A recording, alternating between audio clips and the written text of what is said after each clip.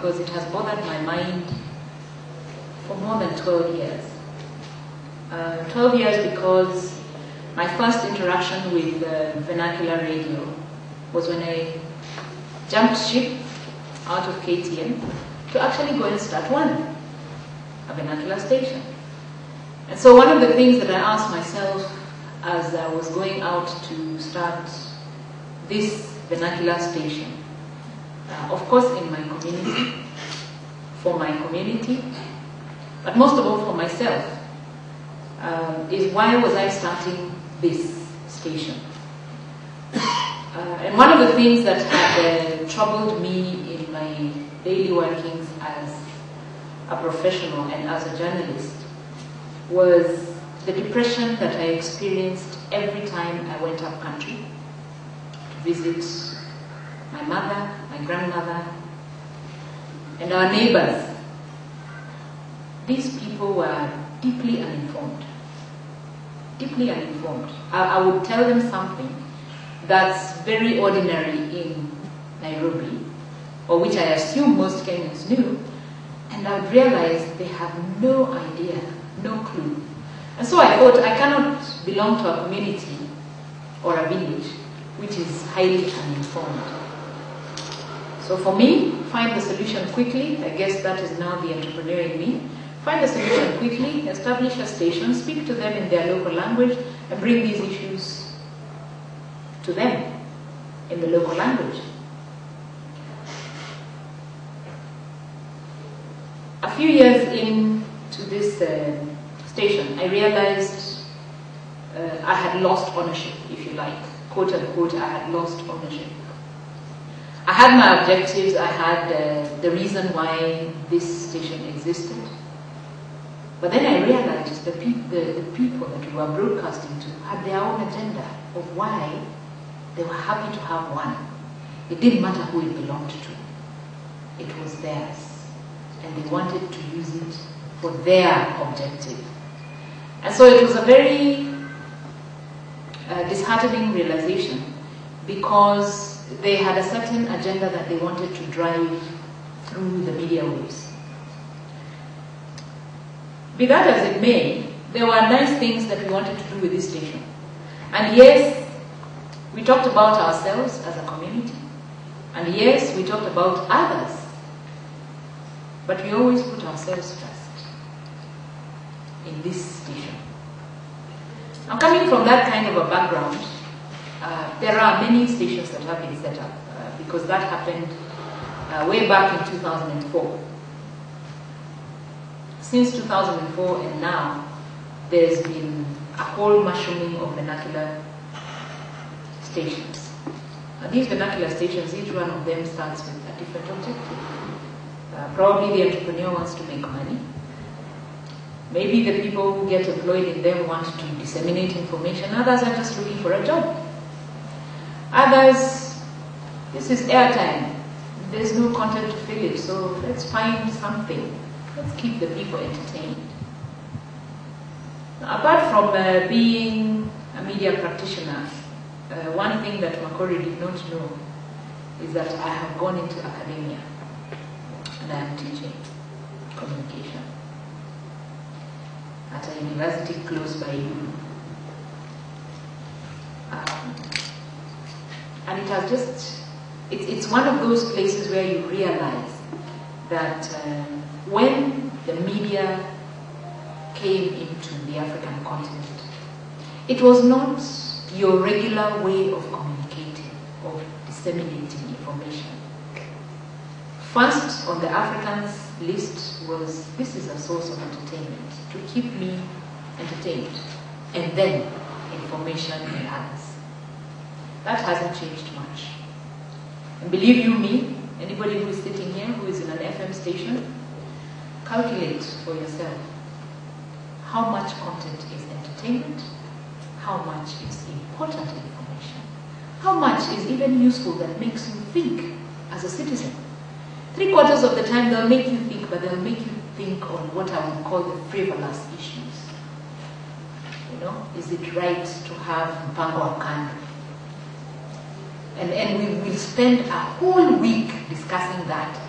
in its different forms, whether it is as an agreed second wife, whether it is just mpango wa kando as it may be, you know, whatever it is that you want. But if you look at the issues that we are discussing and the information that we are disseminating, you may actually decide you don't ever want to listen to radio.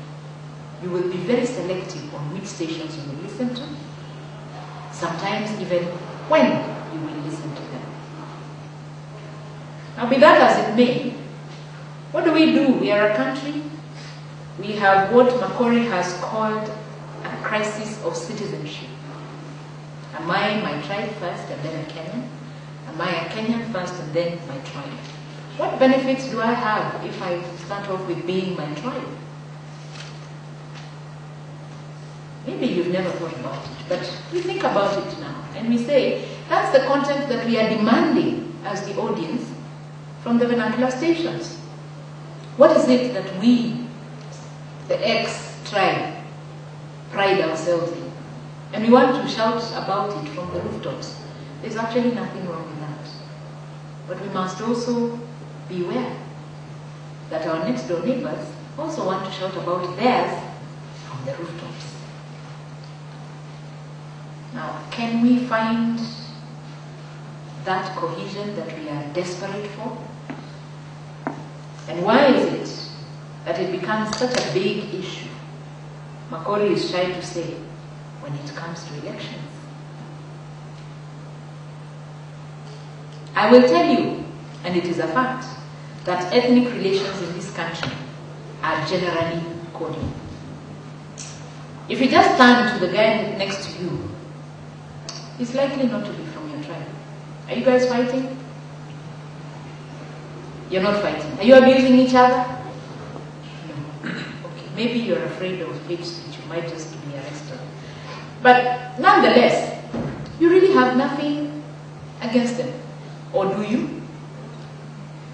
But someone else brings their agenda and rides it on the things that we pride ourselves in and puts it in a very subtle way through the media. And we, the media practitioners, are guilty because sometimes we don't even realize what we have done. We take these messages, embed them into our announcements, embed them into the information that we're sharing with everyone, and then it happens. We become enemies, albeit for 3 months. And then we are fine again for another 4 years. Maybe we need to think again and say, so what happens in those 3 months? What happens? If you were to think back to 2008, let's say 2007 from about October, we who are in the media houses, in the newsrooms, experienced that ethnic segregation.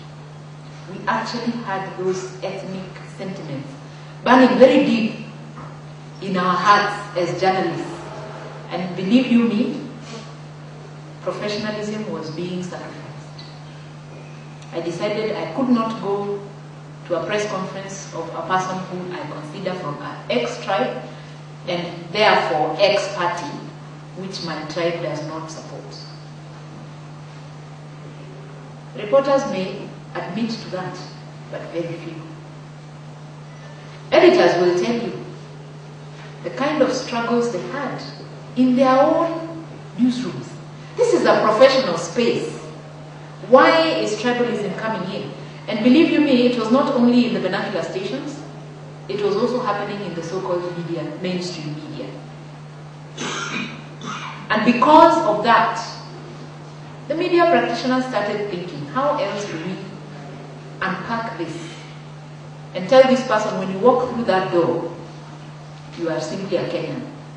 In fact, sometimes you could even decide you are just a Kenyan who is genderless, a Kenyan who is tribeless. Difficult as it may be the discussion that we need to have within ourselves and say, if I am behaving in a certain way, if I believe certain things, it is very easy for them to run through my professionalism. Why are we dealing with nepotism today? Because I looked for a fellow tribesmate to fill a vacant position. That's what nepotism can be. Not too long ago, when the media started looking at who holds what position in government and what their tribe is, some of you were shocked. Not too long ago, some professional institutions were also evaluated on the same. So do we want to just talk about the vernacular media? Are they the biggest influencer? Or is it us, as the Kenyan people? Who works in those vernacular stations? Who owns them? Indeed, they are owned by somebody who probably wants to make money, but employs people from a certain community because, again, being vernacular as it is a certain language. So those who speak that language, and majority of the people who will speak that language and speak it well will be from that particular community. So we do have a major challenge. I have no answer as to whether the media or the vernacular media is the panacea that is going to get us to Canaan. I'm not sure. Maybe we as the Kenyan people need to change and begin to think differently and project what it is we are proud of differently. But that 3 months, that famous probably 3 months in Kenya before the ballot is so critical, so critical, especially when we have this vernacular media. It may be the radio stations, but it may also be the print. There's lots of vernacular print. And what is it saying? How is it portraying everybody else? I am still listening to the vernacular stations. At least I'm able to understand about 3 of them quite well. I'm waiting to hear a deliberate, specific agenda for cohesion in the vernacular stations. I wonder whether anyone is interested in pursuing that agenda, putting resources, putting manpower to it, that agenda of being a vernacular station with a national agenda of us, the Kenyan people. Thank you.